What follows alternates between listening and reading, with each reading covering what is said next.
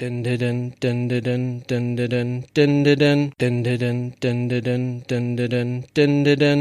Doctor, this is my section. Earth is under my protection. Planet of birth is Gallifrey. I've got two hearts, your life is saved. Run into the Master Raw Missy. Come on, Alonzo. Alonzi. I am a Time Lord. No, I'm not rich. 12 bodies a man. Now it's time for a switch. Don't look like that. I'm in great health. You were expecting someone else? Regeneration. Oh, such fun. When I say run, run, run. What's up, my boy? Peace and sanity. Sorry, mustache. Reverse the polarity. Sometimes I'm north, but always a limey, wibbly wobbly, timey wimey. Jump in the TARDIS, go for a ride. It's bigger on the inside. Exploring all of time and space. Oh, what's that? Exterminate. Cybermen or Daleks, maybe. Would you like a jelly baby? Time's ticking, we'd best go. A new adventure, Geronimo. I am fantastic, so are you. Best come with me. I'm Doctor Who.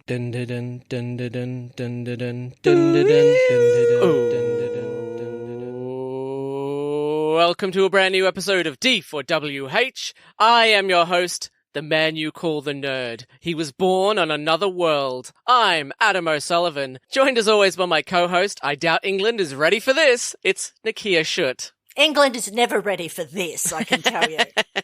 You're doing your best, though. I am doing my best. I can't get to England. Every time someone sneezes, they lock the borders down here. Please welcome our guests. You'll like this bit. It's Anne Pensalfini and Sam Pensalfini. Hello. Hi. Hey, guys. Hello. Thanks for joining us. Oh, thanks for having us. We're super excited. Mm-hmm. That's cool. Like we do with all new guests, would you like to go through your history with Doctor Who? Sure. So Sam and I started watching Doctor Who together, actually, when Sam was a bit younger. Like 8? Yeah, like 8. And I was a bit nervous as a mum that some of the episodes were too scary. It's not scary. Doctor Who's not scary. Sam, I absolutely agree with you.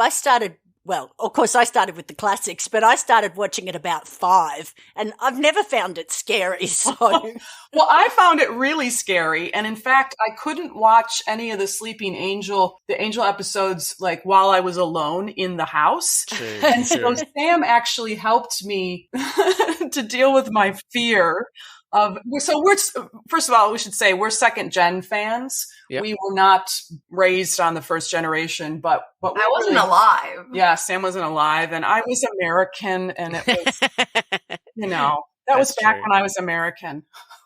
No need to apologise, Anne. No need to apologise. Right. I'm second generation as well. I only started watching. The only first gen we have here is Nicchia, who's been watching it since she was a kid. Yeah, I'm like 100, so yeah.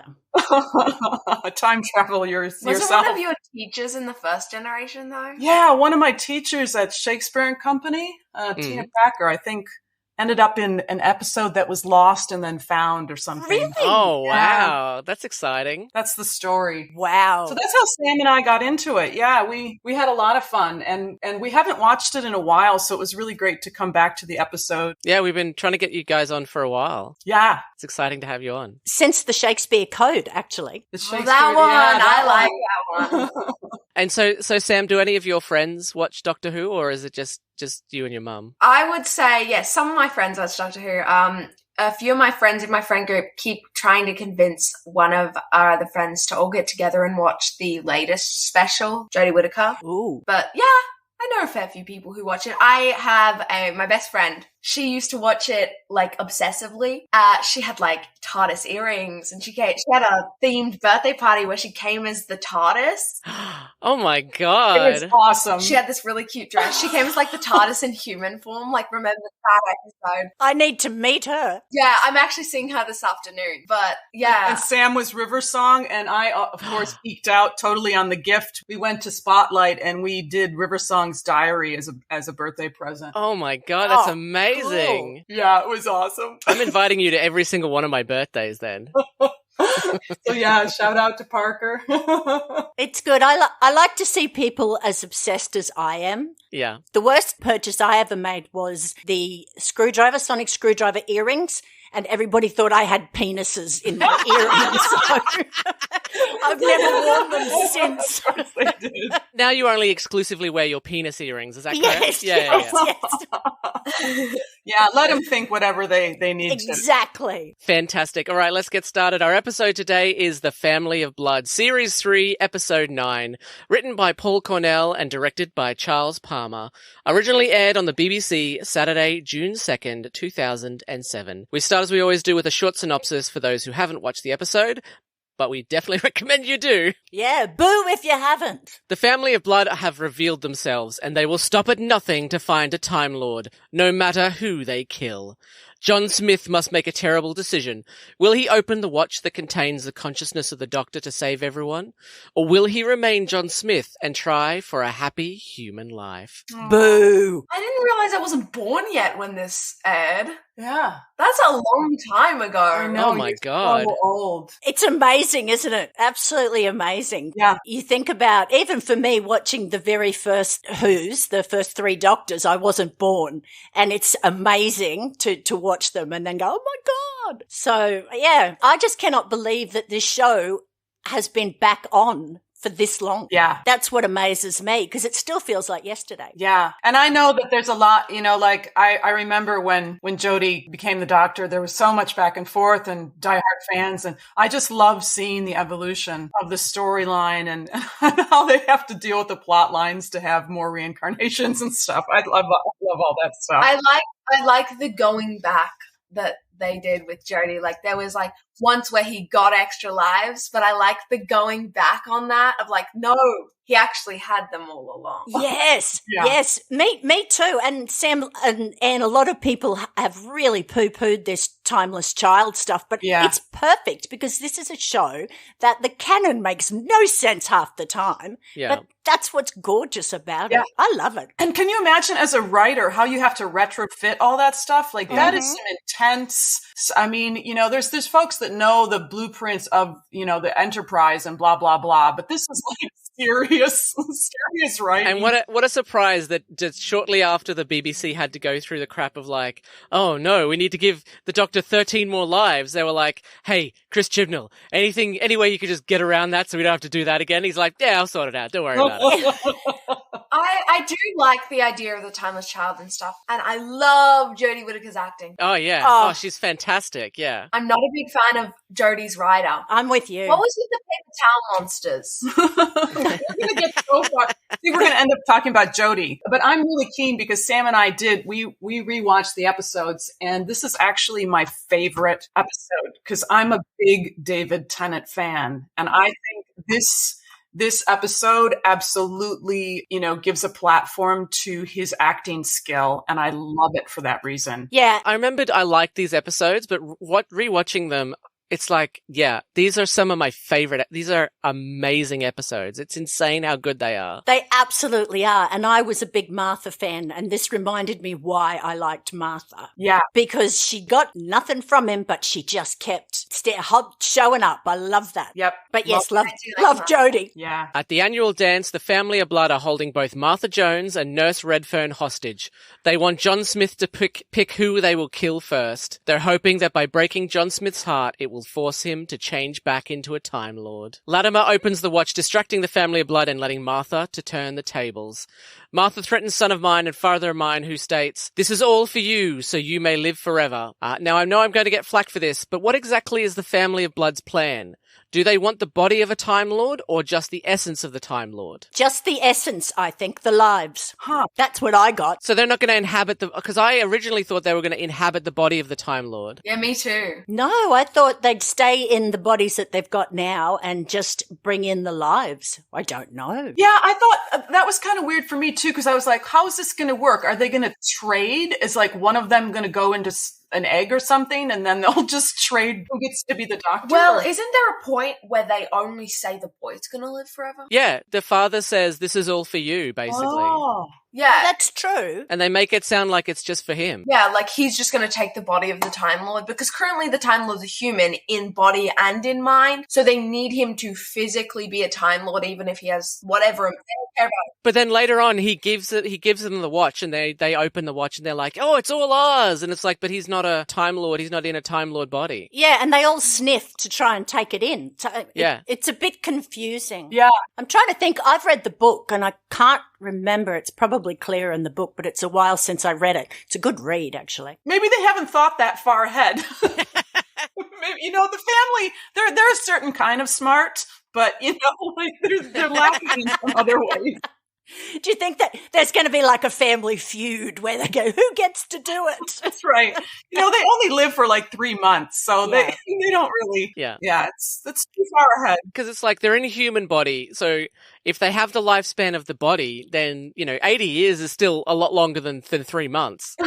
Yeah, that's true. Although I'd give it to the son because his acting is fantastic. So I think he should have it. Yeah, I loved his acting. Yeah, he's creepy. I also like the little girl, though. Yeah, can we talk about the little girl? Yeah, totally. She's good. So we looked up some tropes about girls with red balloons, and that appears in Doctor Who. And, of course, there's the famous Banksy painting, blah, blah, blah. But we couldn't figure out, what is with the red balloon? She carries that freaking red balloon everywhere. It's not attached to her. Why can't she just, let it go? Yeah, why doesn't somebody just pop it? I would. Just run up behind her, pop it. Because later on she infiltrates the school and it's like, you'd be less conspicuous if you didn't have a red balloon with you the whole time. Exactly. But here's my estimate. You remember the Doctor Dances where the mask, the nanites thought the mask was part of the little boy? Uh-huh. That's what I was going to say. Maybe they thought that, this red balloon is just part of this little girl. Some humans just have a red balloon, It's a genetic mutation, and it would look even more suspicious if they cut the red balloon off. Yeah, if you pop the red balloon, it'd be like cutting off someone's arm or something. Yeah. I like that explanation because that actually also explains how it is that they have access to helium. During that time to pump up a latex balloon. Didn't they have helium? I don't know. Did they? I think they did. Oh, that's a question I didn't even look up. Oh, wow. Is that anachronistic?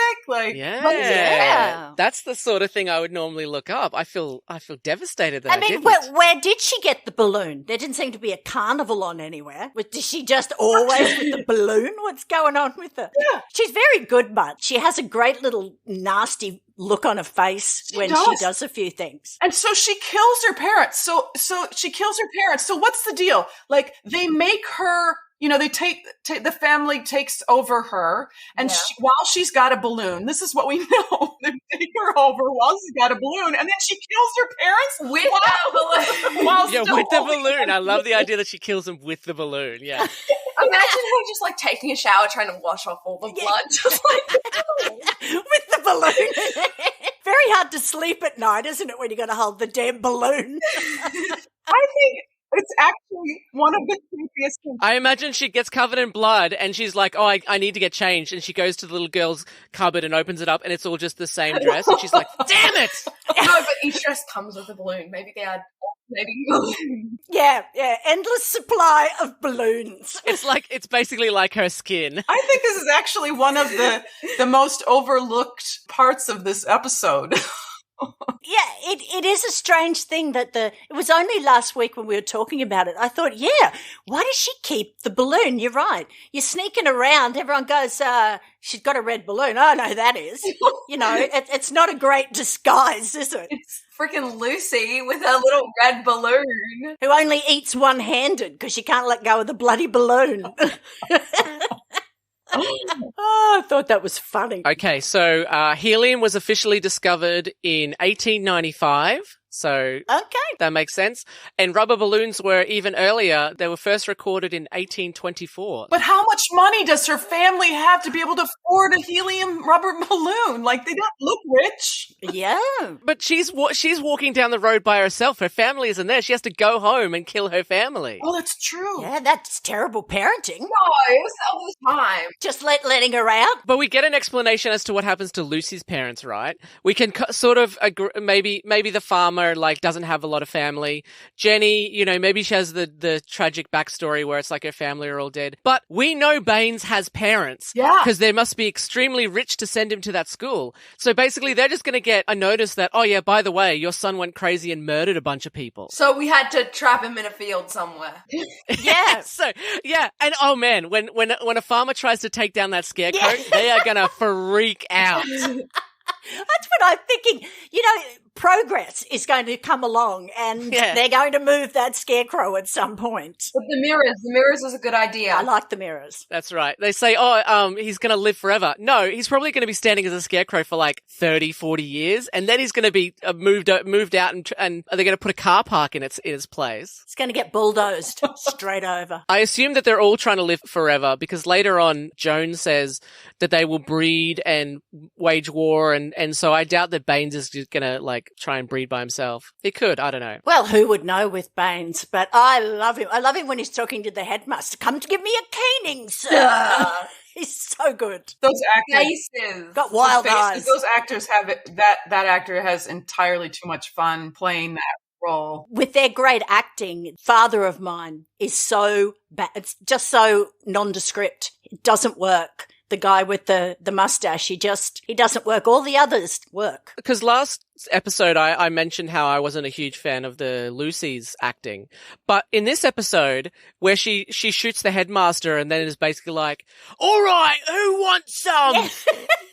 I was like, oh my God, she's really good. They don't live for very long, right? So maybe she's she's like a month old at this point, I think, based off the timeline or whatever. No, she's more. She's like 2 months old, but that's pretty old in their years. So it's pretty mature. She might look like this stubby little girl, but she's like, I don't know, a 50-year-old woman. Yeah. Well, remember, she only looks like that because they found a little girl. If they had found an old woman, then she would be older than Mother of Mine, I think they also chose the bodies to make them look like a family, though, because you see them, they do choose the body, sort of. They don't choose Latimer's body, but they because he's just there, so it makes sense. Oh, yeah, Baines, yeah. Baines, sorry. Yeah, Baines, sorry. The other ones, they're just like, oh, look, that looks like a good person. My body now. I know. I was still sorry that the maid got taken over. I know. Because I liked her. But she was very good as Mother of Mine. Yes. She was. They all did a really good job. You know, like to me, just as an actor, as a director, this looks to me like that particular foursome was cast because of the way that they looked, not necessarily the rapport that they had as actors, and not necessarily their skill.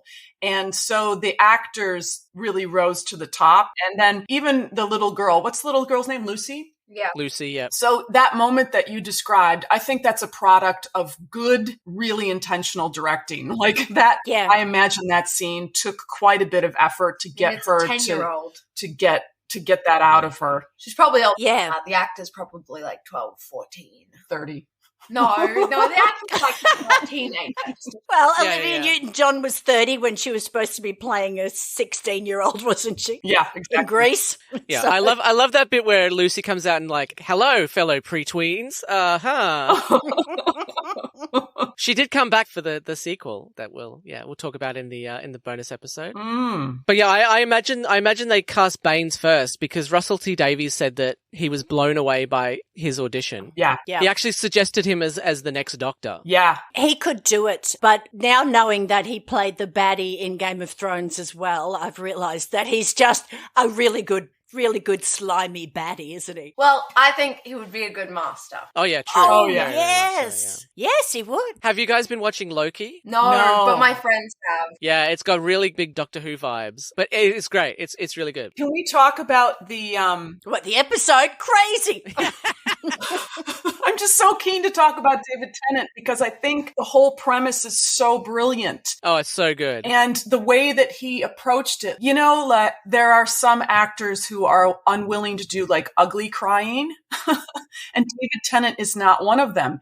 So what we saw in his human portrayal was such a sort of like a vulnerability and just a sense of kind of like never knowing what to do exactly, for the most part, and being so devastated by the idea that he couldn't have this life. Yeah. Yep, he's amazing. You know, the actor could have played that with a little bit more remove, but David Tennant just went for the heart of it. And like, it had me in tears. Cried. I did. I was crying. Yeah. I cried too. Yeah, I cried too. Yeah, no, not me. I was sick of him by then. I wanted the Doctor back. You're sick of his whinging. But I was. But, the moment that crystallizes it for me is when he's John Smith and he holds the watch and he just slips back into the doctor for a second and then goes back to John Smith. And I went, my God, that's great acting. Yeah. But I also went, bring me back the doctor. This whiny ass is annoying me. Yeah, but we're coming at it from, we know the doctor, but I love the way that you don't really think about it. But from his point of view, he's not going to exist anymore. He's going to be dead. And he says, he's basically killing John Smith to bring back the Doctor. And we know that they're both the same character and they're both the same actor. But, when you see it from their point of view, it's like Joan says, he was braver than you because he chose to die. Yeah. To bring you back. Yeah. And it's a great... Because it would be really easy to just go, well, John Smith isn't real, so we don't really care and we'll just move on to getting the doctor back. But they played it for from the heart of he's a real entity, a real person. Yeah. And he's in love with Joan. I thought it was so sad. But I was frustrated with Latimer running around with the watch. Yeah. And in the end, I just wanted whiny-ass John to bugger off. So that was me. I thought the way the doctor talked about Latimer was interesting. Just mild telepathic or something. Yeah. Yeah. That was really interesting. I was like, it introduced this whole new idea that humans could just have some mild powers. And it's always been interesting to me because in sci-fi, it's like, it's just accepted that people will have psychic powers at some point. And it's like, we can't even prove that psychic powers exist now. Everything that's sort of like psychic is like, oh, it's animal pheromones or it's, consciousness given through blood or whatever. And it's like, but it's just accepted in sci-fi like, oh yeah. We'll all have psychic powers. Don't worry about it. Yeah, I think that's fine. It's sci-fi. It'd be great. I would love psychic powers. It's like we can't definitively prove that it exists now. Oh, I don't want to know what people are thinking about me, for God's sake. Well, I like the fact that he can tell minor things about the future. Yeah, minor things. Yeah. But the whole episode hinges on his ability. Yes, it does. I just realized something. Sorry, my mum was talking about this. When you said, and the doctor gives him some information. So at the end, when he avoids the bomb, right? Mum thought the doctor had given him some information. No. Earlier on in the episode, we see him realize the bomb, but the watch can tell the time. That's the important part. That he needs to be able to tell the time because he knows what time he didn't have a watch, but he needs the watch to be able to tell the time. That makes more sense. So he knew that already. But the vision is brought on by the consciousness in the watch, isn't it? No, he gets visions before that. The vision is brought on by him having the watch. I don't think it's brought on by the consciousness in the watch. I think it's brought in by he realizes that, early on when he doesn't even have the watch, he's just like, yeah, I can just tell things sometimes. And then, he gets the watch and it's like, if you, pick up something and you might have, a memory to do with that thing, it's like that, but the memory's in the future. And I see, realizes that, you see the watch, you zoom in it and you see the time and then you see the bomb. And so he needs that watch. So it's like a chain of events. If the doctor hadn't have given him the watch, he would have died. You don't think that Latimer would have gone out and just bought a watch? Well, I don't know. He would have. It's not the right watch. You're like, well, I didn't get given a watch. Looks like I'm going to die. What are you talking about? Latimer, these are country kids. He doesn't have money for a fob watch. He goes to a boarding school. Oh, that's true. That's a good point. Never mind. But I bet his family, he got a scholarship there. Can you see how smart he is? True. He got a scholarship because he's psychic. That's right. No, but you see how smart he is. The doctor's just the doctor's just like, you aren't working hard enough. And he's like, what are you talking about? I'm top of my class. What are you going on about? Oh, yeah, he does. That's right. He is the smartest kid, yeah. I love all that stuff, too, where John Smith gets to be, really crappy and forgetful. Oh. He's like a crappy teacher. The last episode, permission to beat Latimer. Permission granted. Yeah. What? What? The doctor grants permission for Hutchinson to beat Latimer. Okay. Yeah, meanwhile, Joan's like, the John Smith I know wouldn't get these kids to fight. And you can kind of see in his face, he's like, yeah, but they want me, so I'll throw all of these kids at them. I don't care. I love that Martha steps up. If it wasn't for Martha, they'd all be screwed. Oh, man. It's always like that. The companions are always the real heroes. Yeah. She steps up. She gets the, gun. She's amazing. I love it when she says, you are crap. as a human. Yeah. Mother of mine says husbands of mine, which suggests that they aren't their actual names like I thought, but rather names based on the person's relation to them. So really I should be calling them all no relation of mine. Yes. Great joke. Was that meant to be Thank one of you. the Thank jokes? you. I shall call you co-host of mine. Okay, co-host of mine. Guest of ours? I think they just don't have names. It's like you notice that Latimer, not freaking the boy, the Baines. Baines, yeah. by his mother, son of mine, and by his sister, brother of mine. Yeah, it's a... Well, I mean, it made it very clear for us who they were, so that worked. Yep, they're all related. And they are called a family. No names. I can never remember any characters' names, even if it's like a TV show I've been watching for months.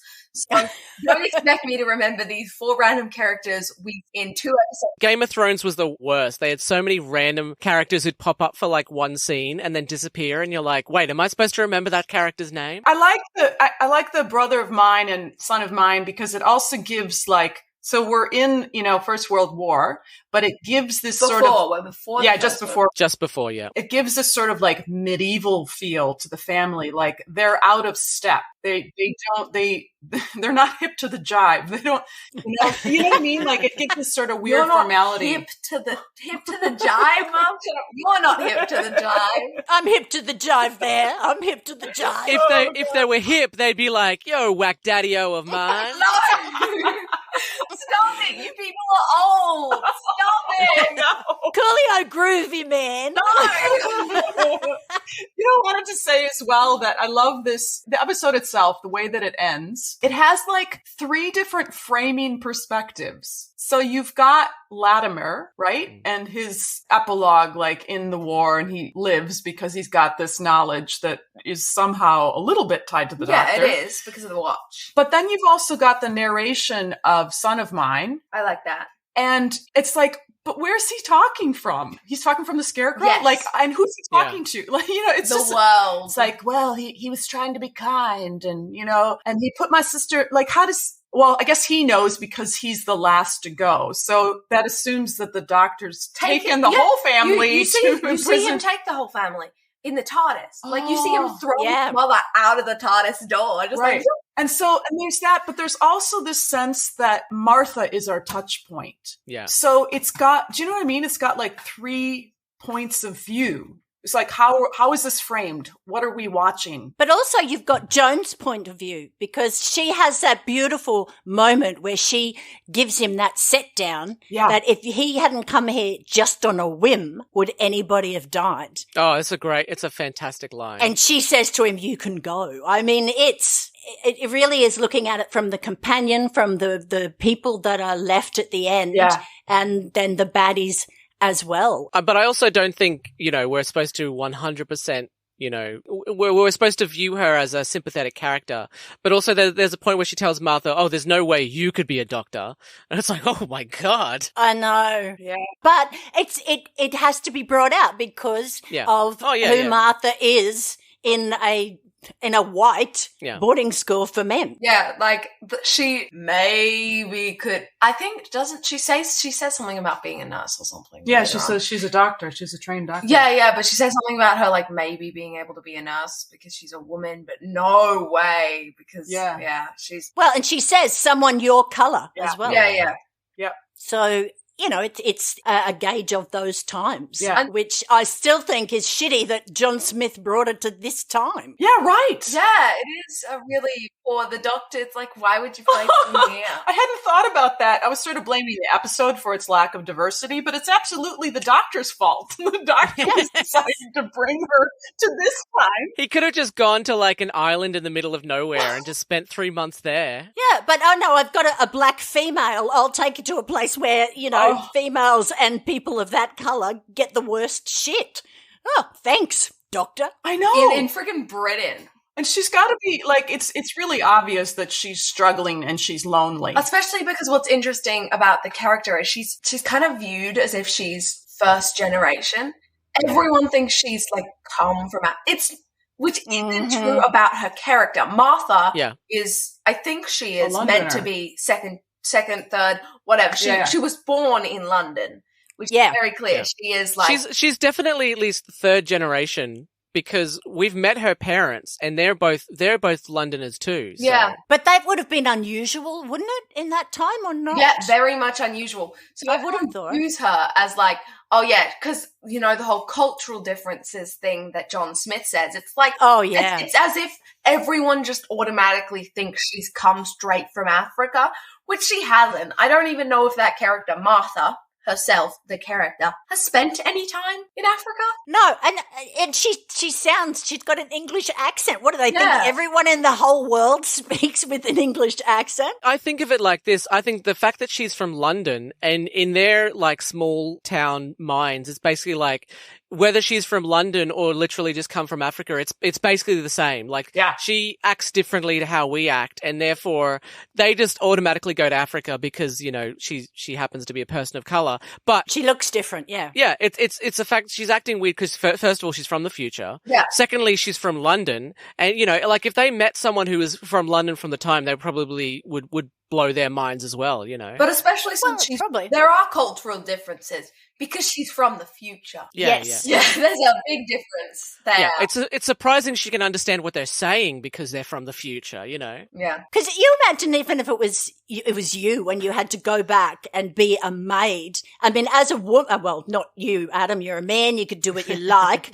But as women, we would have to, you know, go back, and Anne and I'd have to be doing everything and not being listened to by anybody, and, you know, being just run down. I mean, it's just shitty. It's a shitty time to take someone. I don't expect a great life back then either. No. Well, no, it wouldn't be great if you weren't wealthy. I mean, to be fair, if you aren't wealthy, it's not great at any point in all of history. But at least now we sort of have a middle class that can subsist, you know, in some way. The middle class has grown. Yeah, but even if you were wealthy in those days, you still had to get married and your husband owned you as chattel. I think the episode does a lot to like that the writers really were intentional about bringing up race and issues of race. Yeah. And I also like, I'm glad they did. I'm really glad for that it wasn't like that there wasn't a color blindness to the episode. And I also, you know, like it's still a very white world in terms of the writing and the world. So I'm not sure how accurate it was. And,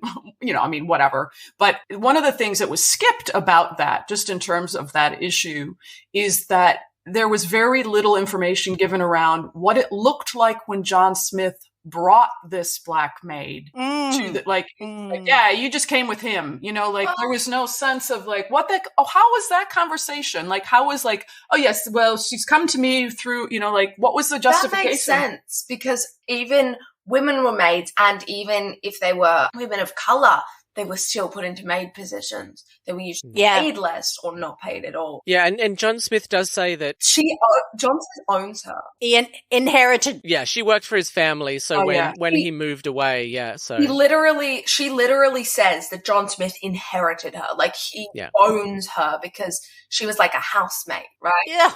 Yeah. Don't start me.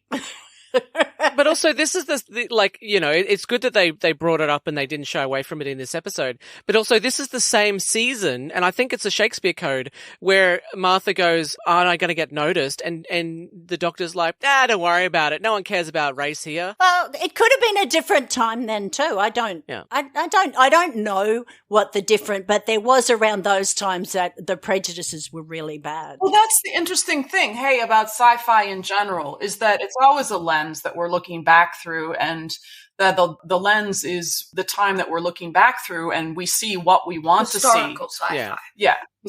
We see what we want to see about that time period, you know. So when was this episode aired? 2007. Yeah. So I think like it's a very sort of 2007 take on what it would have been like around the First World War to be of African origin in a small country town in Britain, which I have no idea, like I've never been to England, you know, like I have no idea what that would even feel like. I think this episode would be quite different were it post Black Lives Matter. Oh yeah, definitely. The writing would have been completely different. I think so too. And it annoys me that they go on about Jodie's episodes are all about, you know, social this and social that. But this is dealing with it. Doctor Who's always been Well, at least the new seasons have always been political. It's just like it's been happening with a lot of things. It's just like with a lot of episodes, people are complaining about the politicism. Even with like SNL, it's like SNL's always been political. These things have always been political. Oh, totally, yeah. It's like conservatives who find out about Rage Against the Machine and they're like, excuse me, that's not the machine that I've always been raging against. It's like, have you been listening to this band? I have found many machines to rage against in my time. Now, Sam, Rage Against the Machine was a band that was in the 90s, and they... I know who Rage Against the Machine are. I'm just joking. Back in the days of fax machines. Yes. They're raging against the fax machines? That's right, the fax machines. They didn't like the fax machines. I thought it was raging against like the machine, like sticking it to the man. Yes. Well, that all makes sense. Like, who's raging against, like, a car motor or a... The sad thing is, I can remember the telex just before the fax. I never used it, but I can remember people using the telex machine. Listen, when I was in primary school, it was a real treat to be sent to the mimeograph room to make copies from the mimeograph machine, and it was all because you'd get a little bit high off the ink. I say, chaps, shall we all rage against the mimeograph? Yes, let's go. I'm raging against the telex. That's still relevant now. It's so nice to go and if you get to print out the printouts for your teacher, you skip like 5 minutes of class because the printer takes forever and usually doesn't work. Woo! I remember when I was at school, they had had 2 computer labs, and you had to book those, and you had to go and use them. And now at most schools, they just give you a laptop. Here you go. Yeah. You just have your own laptop. In primary school, we had computer labs. We had 3 computer labs. Oh my gosh! And you had to book them. And then the year 6s had laptops. Wow! And then in high school, I have my own laptop. It's given to me by school. In year 10, I get my own one. You have to buy me a laptop in year 10. But basically, you just get a laptop. Except they're really, really bad Dell laptops. So. Oh, okay. Yeah, they give you. Well, we had 4 computers. And they said, would you like to do something on the computer? And I learned a little bit of programming language, but I went, I'm never going to use a computer. What am I going to use a computer for? So I didn't bother. And, of course, they took over the world. But yeah, we used to have 4 in each classroom and computer labs. It's changed. My friend at school learned code, and he just codes instead of doing his schoolwork. Yeah, and he probably owns millions. Was your friend Mark Zuckerberg? Is that what you're telling us? Yeah. Yeah, my dear friend Mark Zuckerberg. The Zucks? He just invested in cryptocurrency. So really, I'm going to actually bring this. You're going to be amazed, especially you, Adam. Sure. You're going to be amazed. I'm going to bring this back to the episode by naming one of the key funny moments for Sam was the buttons. The technology. I love those buttons. I love those buttons. Shouldn't have let me press all those buttons. Yes, fantastic. He's just like, buttons. Sam, my husband said to me, he just loves to say buttons, doesn't he? And I said, and it was so beautifully acted because the first time that you saw it, you're going, well, is it John Smith? Is it the doctor? Is it? I love that. I almost got up and cheered. I love the way the doctor runs. The doctor has always, each doctor runs, like they're all different people, right? The actors. They all run weirdly though. Like this doctor just runs like wee. Do you think when Jodie took over, they like, Jodie, come, look, we've noticed that you run too normally, so if you could just like weird it up, that'd be great. I loved Matt Smith's run with his long bandy legs. I just loved him. Yeah, he didn't have to do much, hey. They just kind of all of them, but that is flailing. So, Sam, is that what you're saying? Is that you knew it was the doctor when he said run, and then did that crazy ass doctor run? Yes, it's the doctor's run. Maybe it's part of the audition. They have 2 actors who are like, we can't choose between them, and then they get them to run 100 meters, and they're like, oh yeah, Jodie Whittaker's got the weirder run, so we'll pick her. Minister for Silly Walks picks you, so off you go. That's my Monty Python reference. What about the marriage? How did you feel about when you saw the life unfolding? The flash forward, basically, when they both touch the watch, and they get a vision too. So they get the vision of what their life would be like if John Smith could exist. Very sad. This is a very powerful watch. Yeah. It is. Yeah, it was very sad. It was beautiful. And I think, like, for me, it just gave a whole context to how much it sucks to be the doctor and why he's such a jerk half the time, because he puts up a wall because people die that he loves. And that's why he never falls in love. You see, but there's a problem with that. I see a problem with that. If he had stayed as John Smith, he would have had to go to war. Yeah, true. Oh, yes, he would have.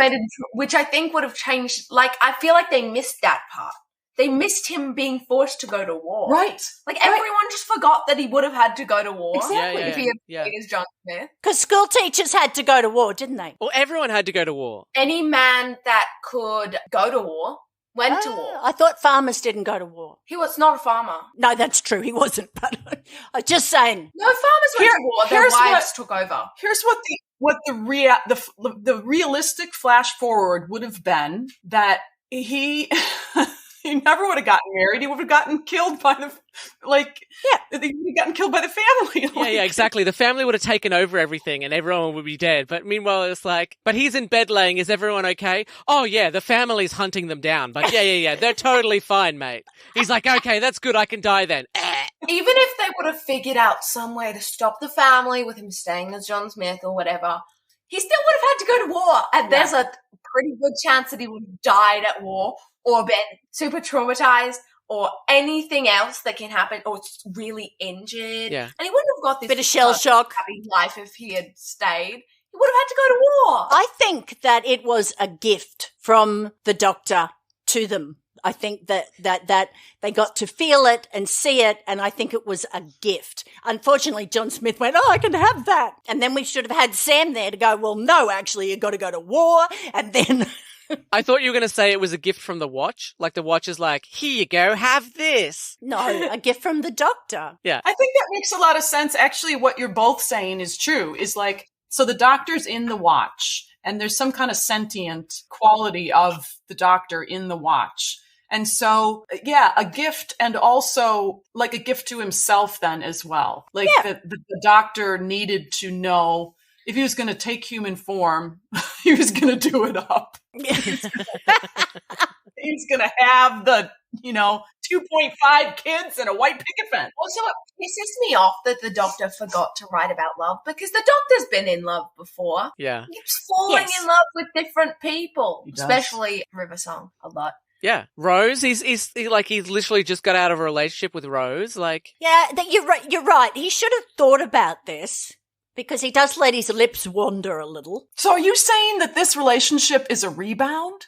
Could be. Oh, I don't think it's a rebound, but yeah, I think he's still aware that he can fall in love with humans. Also, he keeps lamenting about how he can't have this life with people because he would age so much, slower than everyone else. It's like, yes, but you have a whole race of people that you could end up with. You could go back and be with another Time Lord or another Time Lady. You don't have to fall in love with humans. He chooses to hang out with humans and fall in love with them. Well, that's true. Although he did have a bit of a thing for Romana, who was a Time Lady, and then he dropped her off somewhere. But he keeps complaining about how he can't have this happy life, and it's like, but you're choosing to hang out with these people. Yes, but maybe that's why you do it. You choose to hang out with people that it won't last with, because that's your, fetish. It's a fetish. Yeah. But if I hang out with dragonflies, I can't then go, oh, it's a shame I can't marry you because I'll crush you. Well, if you're going to marry a dragonfly, you're just weird. What? But you're saying it's okay for the doctor to marry a human? Well, if the dragonfly looked a bit more like you than a dragonfly. Well, they are similar. It's like Time Lords are just like humans, but with an extra heart, and they can live forever. Or for a certain, an extended period of time. It's like, it's the fact that different, like, I don't know, I guess humans are a different species, but you know how like different dog breeds can breed? Yeah, right? Yeah, sure. It's kind of like, it's not, but it's kind of like that. I think he's just got a little bit of a commitment phobia. And so therefore, if you get people who are going to drop off a lot quicker, you can move on, you see? Yeah.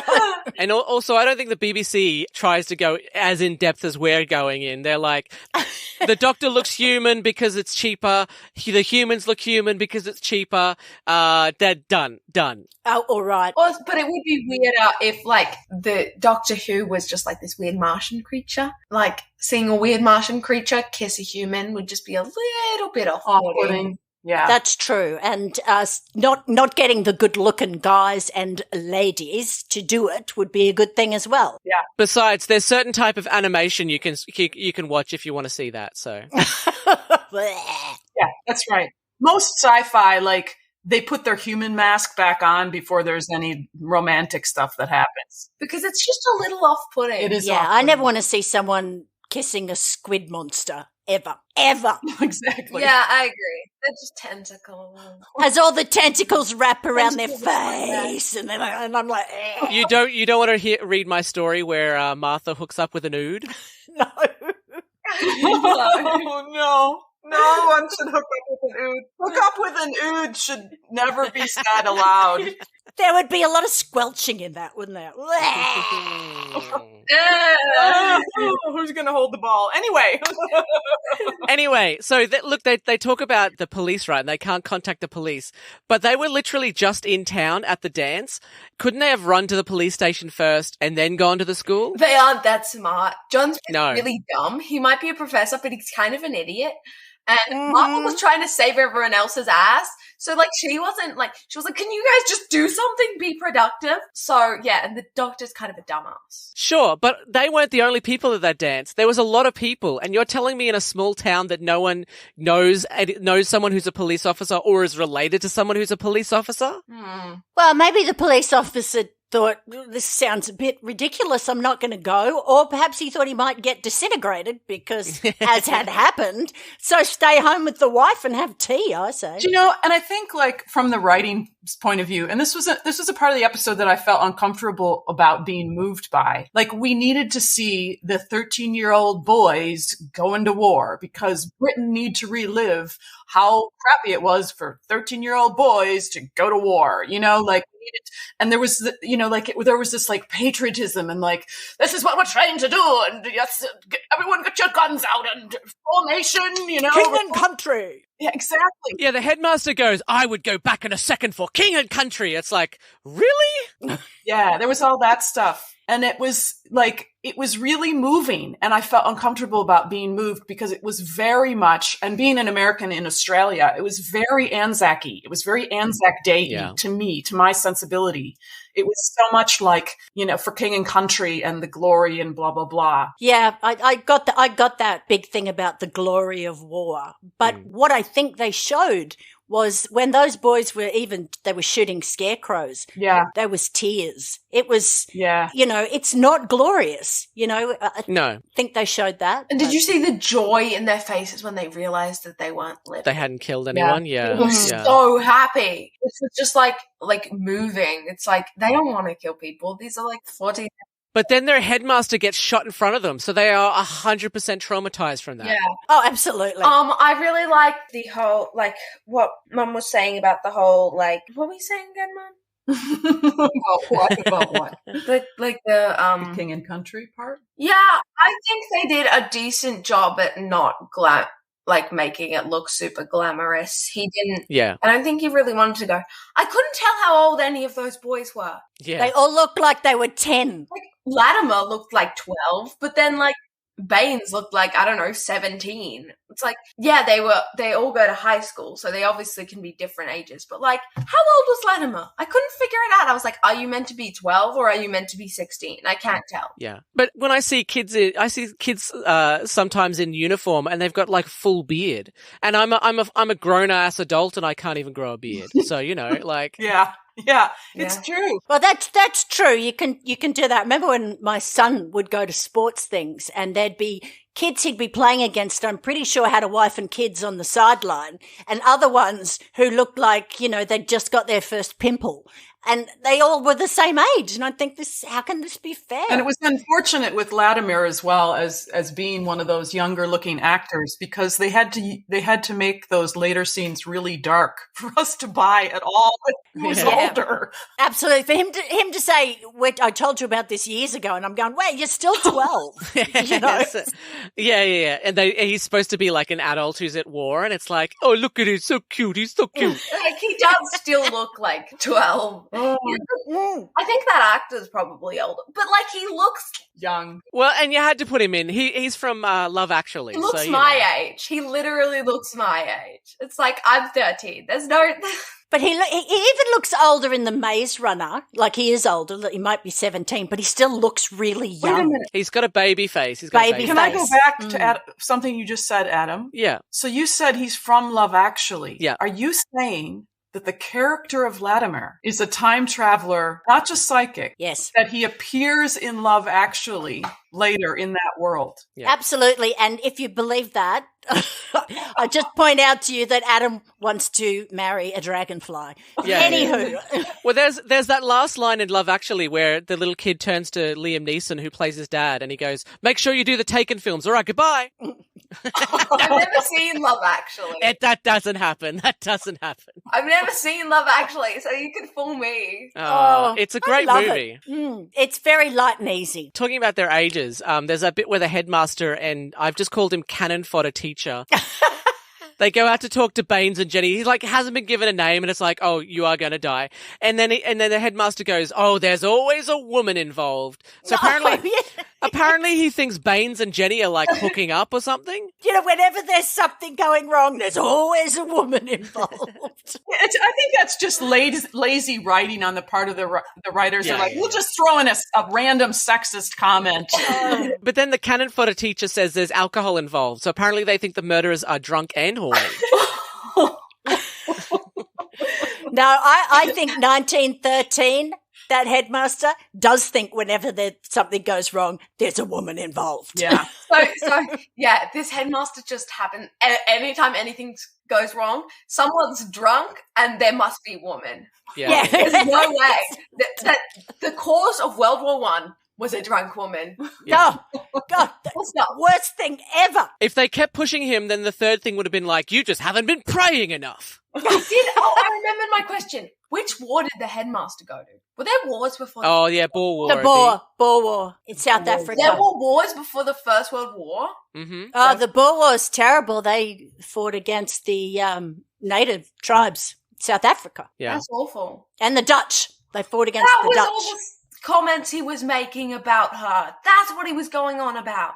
He's like, I've spent time with these people. And I was like, yeah. I was like, what? When? Zulu warriors, yeah. And the Dutch. When Latimer in the first episode goes, oh, but they've only got spears. Why are we like using these automatic guns against them? And he's like, oh, look at you, questioning what we're supposed to do, gunning down these, as he would have said, savages. Yeah. Yeah, so they were expecting another war against Africa, but what ended up happening is just everyone started fighting. Yeah. And everyone Yes. had guns. Well, like they said at the end, because two countries because everyone had treaties with each other, that Yes. brought in all of these other countries, and then eventually most of the world was joined in. Such a stupid, senseless war because it really was just all about land and who could own which continent, and it was nothing about it would have been anything. They could have swatted a fly and they'd go, right, we're going to war. At least they fixed it up for World War II. They had an actual bad guy for that one.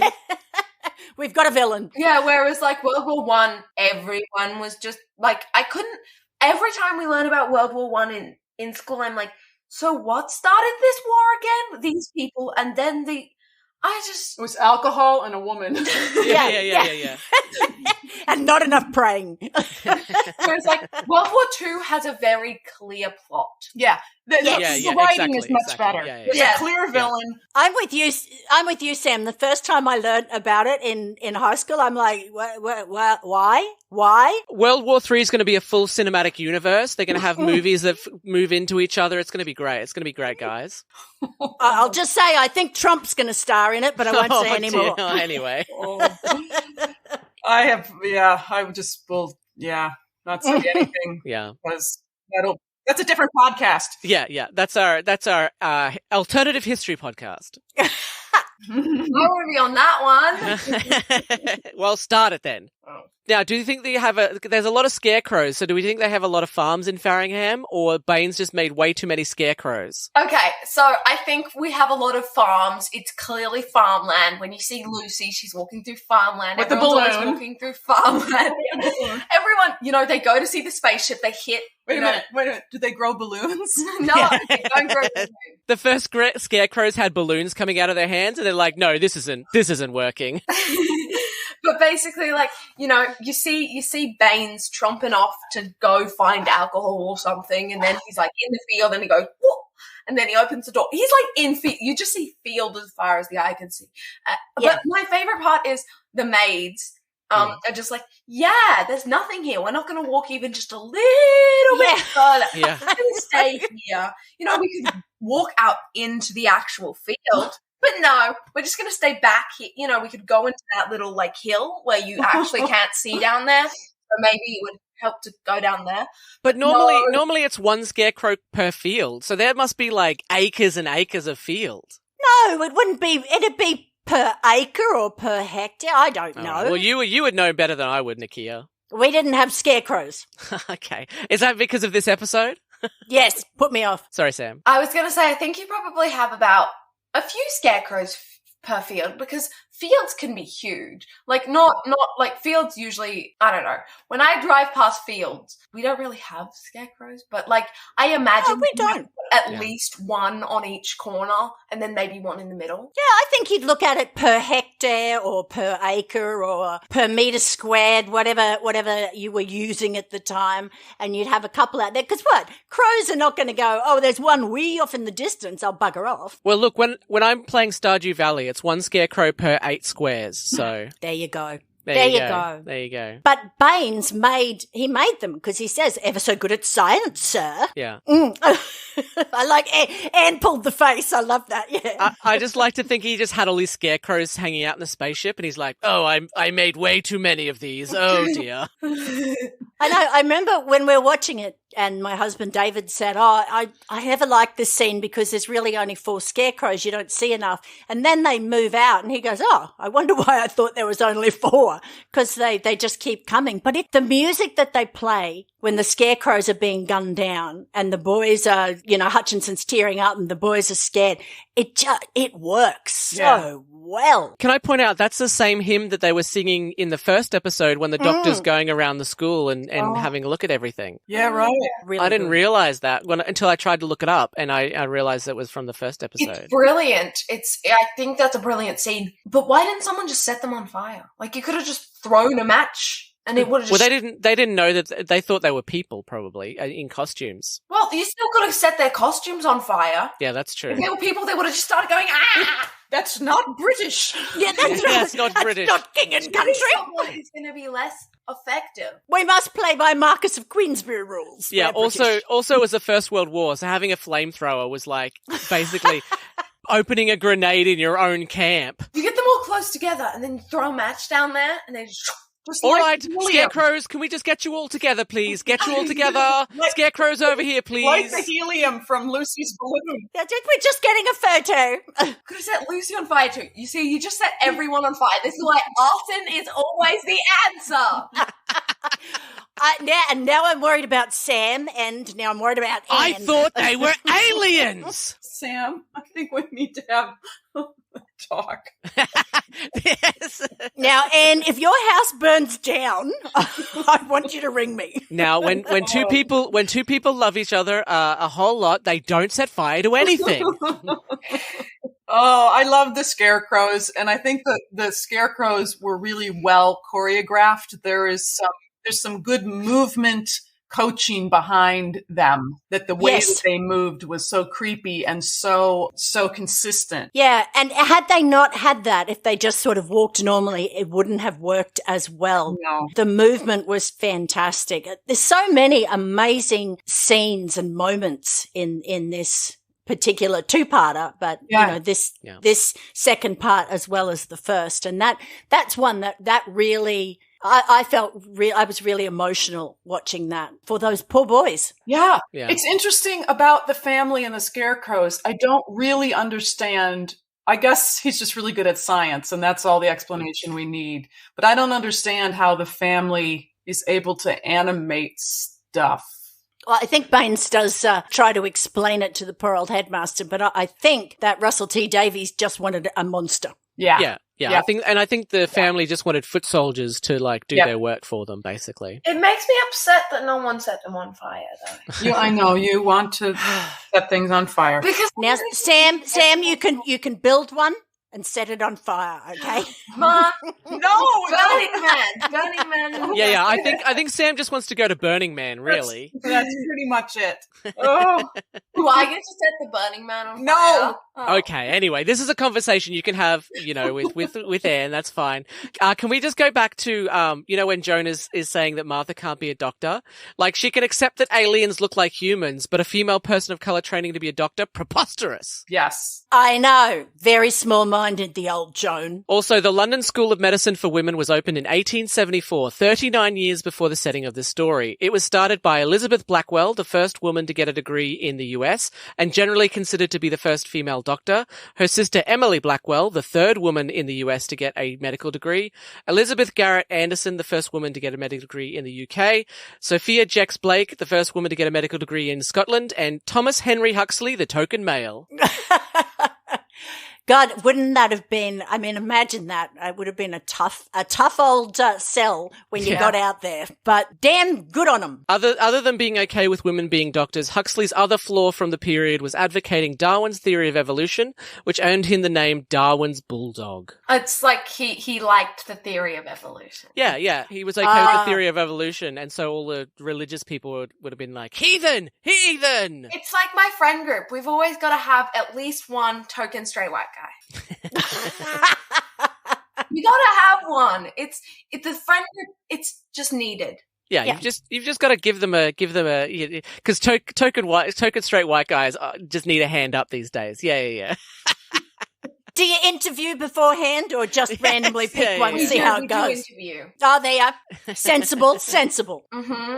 They've got to be interesting and a little geeky. All right, I'll remember that. So nerds can apply. Yeah. It's interesting because I remember being in high school and thinking I was going to grow out of being nerdy. And, it's only been in the last, 10, 15 years where it's actually been a trait that people, oh yeah, I'm a nerd. It's actually become fashionable to be a nerd. Whereas when I was in high school, oh man. I don't think it's fashionable to be a nerd. My friend group's just everyone hates us, so.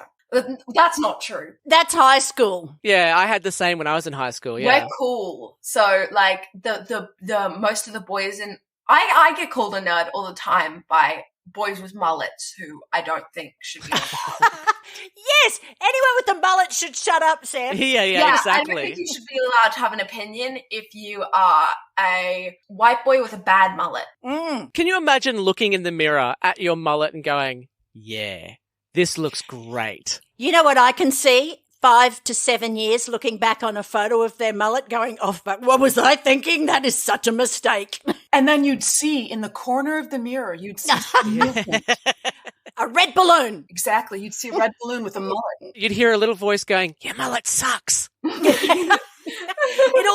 It always sucked. It all ties back to that. She just shaves your mullet off. She shaves your mullet off. She just shaves your mullet. She's gone from a horrible character to being the best character then. The best character. I think I've, in that same time period that you just described, Adam, I think I've really embraced being a nerd. And I always have been a nerd, but I didn't think that I got to call myself one. I've always been a Trekkie, and I've always been really interested in sci-fi. And now I feel like I'm sort of coming into my own as a nerd because I'm able. A geek. Well, yeah, geek, or I know there's a difference, but label schmabels. It's great to be a woman and to be able to embrace sci-fi and to be taken more seriously in those conversations. And also that I don't have to know everything because my memory's not great. I don't retain all of the detail of Doctor Who, but I don't let that stop me really enjoying it. It's like guys to women in band t-shirts. Name 3 songs. Yeah. That's how I feel. It's good. That's changed a lot. But I feel like still in a lot of things, if you are a woman or a feminine person enjoying anything that's male dominated, you have to be you're not allowed to be bad at it. You're not allowed to like mess up at all. Like skateboarding even, I get weird looks from men all the time because I fall over like constantly. But it's like I started skateboarding 6 months ago. What do you expect me to do? Yeah, like you're not allowed to. But half of the videos on YouTube are probably like people stacking it on their skateboards, you know, like. Yeah, but it's the same with, I don't know if I've never really thought of myself as a nerd or a geek. I do now, but not when I was younger. I was a bit of a doofus, I guess, a bit goofy and quirky. I had a quirky thing because I love Doctor Who. Yeah. But yeah, the nerdy boys were on the computers. I wasn't doing that. But what Sam was saying, I love cricket. But if I talk about cricket with boys, I have to know more about cricket than they do. Yeah. Or I don't know cricket. I'm just saying I like cricket. So, you know, it's silly. Yeah, and I suppose when I was in high school, like, you know, there's always been that gatekeeping of, you know, when I was in high school, it was more prevalent of you were a nerd, you super liked this thing, you knew everything about it, and I was trying to reconcile it with that, with, you know, becoming an adult and like, oh, now I'll like adult things and I won't like these other things.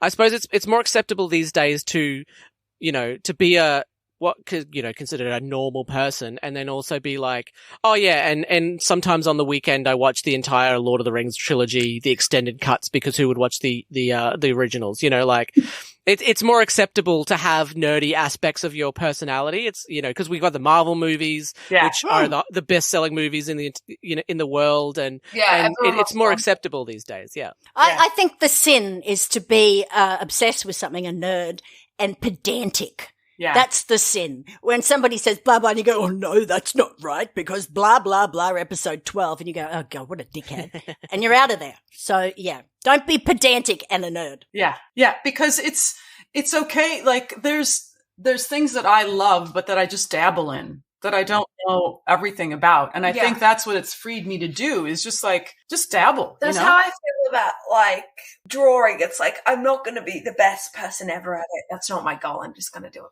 Yeah. And that's the thing is, like, I spent, you know, my teenage years in awe of anyone who could draw or anyone who could play an instrument or anything like that. And it's only been in the last few years I've realized, oh, you've got to fuck up a lot to get good at something. And because most people are scared of like, oh, I don't want to stuff up, they never get those skills, you know. Yeah. And we, you know, we do it, and we do improv, and that teaches you to be okay with failing, because if you're okay with failing, eventually you're going to get good at it. Well, if you don't fail, you're not going to learn anything. That's right. But I feel like it's something they should teach kids, and teach, I don't know if they do teach anything like that, because it's been over 20 years since I last went to school. We have growth mindset posters in our classroom. Well, you had to do an essay about growth mindset. Oh. Did I? Yeah. They don't remember, but yeah, it really rubbed off on you, didn't it? Had a huge impact. The only essay I remember doing was my essay on drugs. On caffeine. Yeah. But resilience, I think. Sure. Anyway, back to the episode. Oh, yes. We end with their punishments. Father of mine is wrapped in unbreakable chains forged in the heart of a dwarf star. And then what happened? Hang on. He's wrapped this. I got lost with this. He's wrapped in unbreakable chains, forged in a dwarf star, and then what? Kept there forever. Kicked out a hatch or something. I don't know. Okay. All right. And what? Anyway, yeah. Mother of mine is left in the event horizon of a collapsing galaxy, which means that she always looks like she's there. Mm-hmm. Sister of mine is trapped in a mirror. Every mirror. We've still got that bloody balloon. And son of mine is suspended in time and left as a scarecrow. Yeah, so actually, I think what I just realized is they only exist in their moments, but they exist in those moments for them forever. So like a person passing by, right? It's only a second that he's that scarecrow for them. But he's that scarecrow for that second on repeat. I think that's what it is. I don't think that makes sense. Ever ages. I think he stays in that time, in that scarecrow forever. Whereas I think she never ages, but she's in all the mirrors and she gets to watch the evolution of the world because she's in all the mirrors forever for always. So you think with Baines, the time is not what we see as linear. It's a frozen moment in time. It's like instantaneous. Yeah. Cool. Yeah. Well, which punishment would you like the least? The mirrors. The mirrors? I think that would be the best one. You would have to see naked people all the time. True. But I feel like you could just move to another mirror. You don't have to stay in every mirror. And there's some people I'd like to see a bit nude. No, she's in every mirror, which is important. That she's always in all of the mirrors because she comes back later and they know it's a fake mirror because she's not in it. Yes. Somewhere in the future, there's like another mirror and they're like in a house of mirrors, I think, or something. I don't remember. But there's a mirror that's not a mirror because she isn't in it. And like first generation doctors visit her. Isn't that right? Yeah. There's a bunch of a bunch of references to visiting her once a year. But there's references to doctors that haven't existed yet too. Visiting her? Yeah, so there's like past doctors and future doctors who all go to visit her. My question, what's the deal with the once a year, every year? Because what does that mean for a Time Lord? Well, you can see that the Doctor wears the same outfit constantly, does not look in the mirror and go, maybe I should change. So obviously once a year he looks in the mirror and goes, oh, hang on, I've been wearing this for 365 days. I'll put on a blue coat. Yeah, I think he means human years. Yeah, he has an alarm, so it feels like to him as a Time Lord, he literally just visits her and then he's like, oh, what? I got to visit her again? Oh, man. And visiting her just means it makes it seem like he visits her. He has to travel across the universe to visit her, but really he just has to look into a mirror. Yeah. He could have a mirror on the TARDIS. Yeah, there probably is. He keeps getting lost in the TARDIS. I love those episodes. Those are some of my favorite episodes. He's just like, where am I? Oh, yeah, I'm on the TARDIS. There's got to be the original mirror that he put her in. So maybe that's what he visits.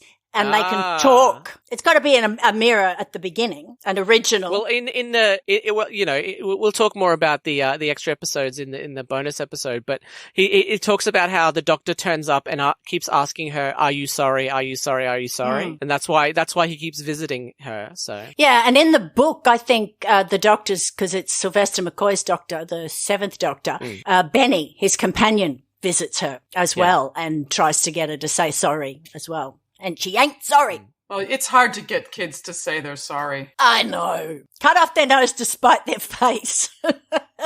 And we end up back in the present day, the Doctor and Martha visiting a Remembrance Day memorial to see Latimer still holding the watch that saved his life. Oh, it was nice, but it's sad that he's old and he's on his last legs. But at least he got to be old. Yeah, at least he doesn't still have a baby face. Yeah. Yeah. He doesn't die in the mud of France with his baby face. I liked the scene before we get to that with Jessica. The actress Jessica, Joan and the Doctor when they have their final goodbye. Oh yes, I think that's beautifully acted by both of them. And the Doctor he's really, there's no John Smith in him at all. He's just the Doctor again. Yeah. It again shows you how he did those two characters as two different people. I loved it. I like could you bring him back? Yeah. Would you? No. Yeah. Oh, it's so cruel. Why would you? The Doctor offers Joan the chance to travel with him, but she's not a fan of travelling with a man who looks exactly like her ex. And who would? How would Martha have taken if he turned up with Joan? Send me home. That is the shittiest thing. I was really mad at the Doctor at that moment. I was like, you have no compassion for what this woman has been through. Yeah. And you also have a companion already. Yeah, and yeah, exactly. Who's been through a lot. And it's not going to be the same. It's going to be like, a companion that I was in love with she's still in love with sort of me, but not really. Yeah, but she says, I'm in love with him, blah, blah, blah. I hope he doesn't remember. And then he obviously does remember. So he knows now that Martha is desperately in love with him. And he's still like, oh, well, let's go on another adventure. He's a jerk. Yeah, he is with Martha. He really is. It drives me nuts. I mean, it's like, oh, really? You love me? Well, I kind of hooked up with this Sheila. Can she come along as well? Yeah. But surely he would be going through being like, oh, all of that makes so much more sense now that I know that she's desperately in love with me. Like in the Shakespeare Code where she's like sharing a bed with him and then, multiple episodes where it's like, oh, I acted really badly towards her. Yeah, he's doing the Doctor thing and ignoring it and hoping it goes away. Yeah. That's how my mother deals with all the stressful things. Well, that's awful. Let's not think about it anymore. That's right. Just don't think about it. All right. Is there anything else anyone would like to mention about the Family of Blood? Well, 5 stars, everyone. There we go. Yeah, I think it's a 4.5. It's not my favorite episode. I love it. It's one of my favorites. Love David Tennant. Love all the complexity. Love even if it's weird. I love the monsters. There's so much in these 2 episodes to watch and to be. I don't know. There's no downtime really. I would watch it. It's good. Yeah, do watch. Loved it. It's. I think it's the best use of the 2-part format ever. Yeah. You know, sometimes there's an episode where it's like, oh, it probably shouldn't have been 2 episodes or maybe an episode and a half. But this, yeah, you're right. There's nothing in it that you'd go, oh, well, we could definitely cut that. You know, it all works. You know, and I agree. 5 stars from me too. Yeah, and in fact, we could have probably stretched it out to 4 episodes because just to find out what the hell is with the balloon. I want just a whole episode on the balloon. Yeah. You know what I think they should have ended with at the very end after everything? Yeah. A mirror in a gutter, and then you just see the balloon come out of the gutter. A mirror in the gutter. It's a reference to it.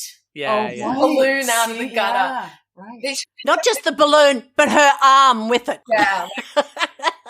Hiya, Georgie. We all float down here. Yeah, it's definitely 5 out of 5 stars for me as well. And I thought about taking half a point off because John Smith was starting to annoy me with his whining. But no, I just loved it. There were so many great moments that really hit me where I feel it. Yeah. Sam, can I ask, did you like the first episode more than this episode, or would you give both of them 4.5? I don't know. I think I liked the first episode more. Sure. I think I thought it was good setting up, but I like the end of the second episode. Yeah. I think I could have gone without seeing the War Memorial. Yeah. I don't know. I don't think that was relevant. It does feel like an extra ending. It was nice, but like I think they should have. I actually would have rearranged the endings. So I think goodbye to the ex-lover, then the whole bomb thing, and then where he puts them all, and that's the end. I don't really need to see them all. You're right. It's a bit schmaltzy. I was like, okay, I guess so. I like the looking up. I think that was good, where he almost died. That was enough for me. I didn't need to see him 70 years later. Also, if he hadn't have stopped, do you think he would have just kept walking and like missed the bomb anyway? Probably. Because he stops, looks up, and then the bomb starts to fall. It's then like he dives. Yeah, if you'd have just kept walking, you'd be fine. No, because it would have got shrapnel up their back, and that's very uncomfortable. All right, sure. So we ask each of our guests when they come on what their Time Lord name would be. Now, the Doctor picks the Doctor because it's do no harm and help people. It's anything that either emulates a word that emulates your essence, who you think you are, who you would like to be. Oh boy. One of our comedian friends, the Decent, because he wants to remind himself to be a decent human being. He already is. We've got the Food Wanker. She only likes food that's been prepared by, French chefs. I would say that I've just recently taken one of the Myers-Briggs sort of short personality tests, and I'm the advocate, and I really think it fits who I am. My advocacy often gets me into trouble. I love to advocate, and that's not necessarily a great quality to have in a work setting. I like to speak my mind. I like that. Yeah, so I would be the time. How is that referred to in the series? It's like the Time Lord, the Doctor. You just be the advocate. No, there's a way they talk about it. The Time Lord for revengeful or something like that. Oh yeah, the Time Lord victorious. Yeah. Yes, the Time Lord victorious. That's right. So I would be the Time Lord advocational. Yeah, advocational. Okay, so before we ask Sam, we go in the TARDIS, we go on our adventure, we get out, there's the nerd and the commander. What does the advocate bring to the adventure that we're having? What do I bring? I would take a look at everybody's feelings and needs and try to get them to connect with each other. Okay, so we'd get the warring parties talking. That's right. It's something that the Doctor doesn't always do, is worry about other people's feelings. So that's right. Yeah, you could just tell Adam to not be so pedantic and think about other people's feelings. I'm sorry, that won't work. That won't work. I would be like, so I'm really hearing the families need to live longer than 3 months. Maybe there are other strategies that we could try. Like, there are some trees that live a really long time. I do like that. Okay, Sam, what's your Time Lord name? Oh, I don't know. You've had plenty of time to think about it. I'm thinking. I think I'd probably be like the Shouter. I'm always being told I am way too loud. The shouter. And I also like, when I get inspired, I speak as if I'm talking to like 3,000 people because I'm a climate change activist, and I got to speak at the latest School Strike for Climate rally.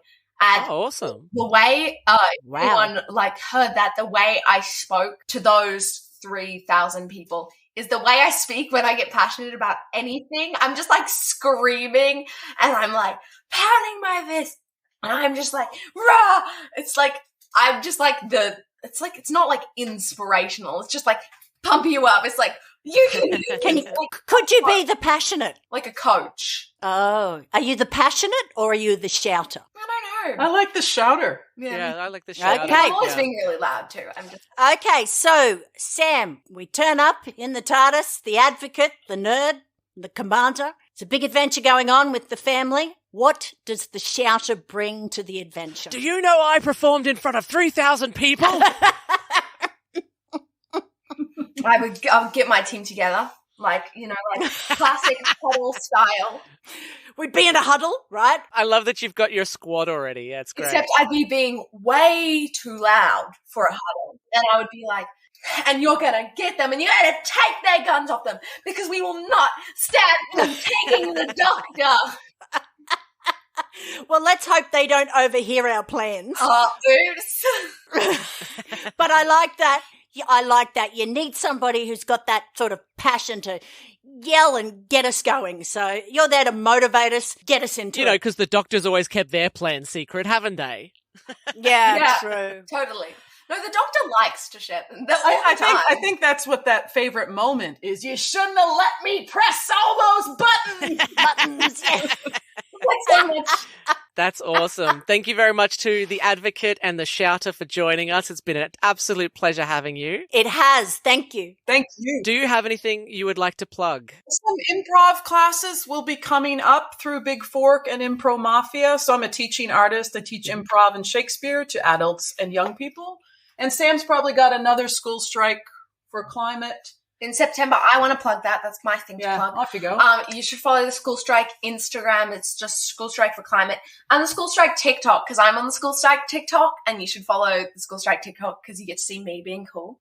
And, you know, not because climate change is an issue or something. Yeah. Well, I was going to ask, what does the climate change TikTok have? Because and I know I'm a very old man, but all I know is TikTok is just people doing silly dances. So I'm interested to know how it's being used for advocacy. So it's kind of just like promotion, just like our Instagram. We do like we'll have videos like promoting our strikes using like popular sounds or whatever, or like videos of our strikes. I think our like most viral video is just like a video of some stickers that's like, share if you think the government should take more action on climate change. And it's like 24.1K likes. So well done. We need your generation getting into it because no one listens to us. You're doing more than my generation did, that's for sure. So the Brisbane is School Strike for Climate. Well, it's Queensland's. It's School Strike for Climate QLD. It's also in the main School Strike for Climate. It's just a link. So it's just like look up School Strike for Climate on TikTok and Instagram. And if you want to go into our website, there is always stuff about what you can do, where you can donate, our partners, stuff like that. And it's just like schoolstrikeforclimate.com.au. Awesome. Cool. You can catch the hosts on Facebook at Nicchia Schutt Comedy and Adam O'Sullivan Comedian. D4WH is on Facebook, Twitter, Instagram, and YouTube. The podcast is available on Podbean, Apple Podcasts, Spotify, Stitcher, and many more. Nicchia also hosts Neighbourhood Watching with Beck and Nick, looking at the weird and wacky neighbours just over the back fence.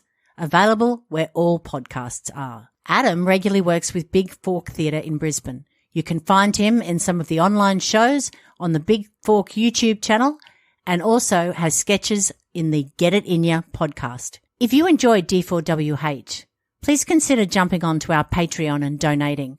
We release episodes early and for as little as $5 a month, we release mini episodes in between our normal episodes. D4WH is part of the Nerd Infinite, which can be found at thenerdinfinite.com. Thank you very much, guys. Thank you. This has been so much fun to geek out with you all. And with Sam. And until next time, keep searching the skies for the Doctor. Goodbye. Bye. Goodbye. This has been a production of the Nerd Infinite. And then the sound of dragons spitting fire and stuff. What? Why are you looking at me like that?